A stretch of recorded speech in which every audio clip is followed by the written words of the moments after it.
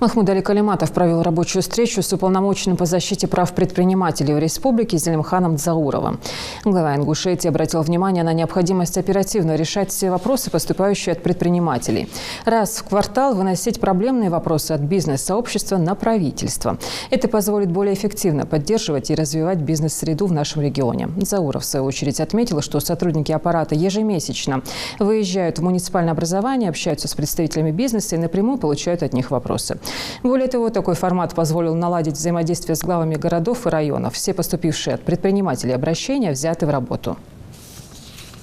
Мы должны к бизнесу относиться с осторожностью, но тоже с доверием. С доверием нужно вернуть. Ну и они, конечно, должны понимать, что у нас же много там, и гранты есть, и другие, помощь государства, республики.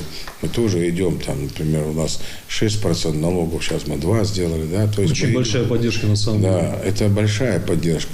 Но нужно, чтобы регистрация их была, чтобы они понимали, что без юридического лица, без юридического адреса даже те возможности, которые государство располагает, они не смогут воспользоваться ими, если они не будут юридически в правовом поле находиться.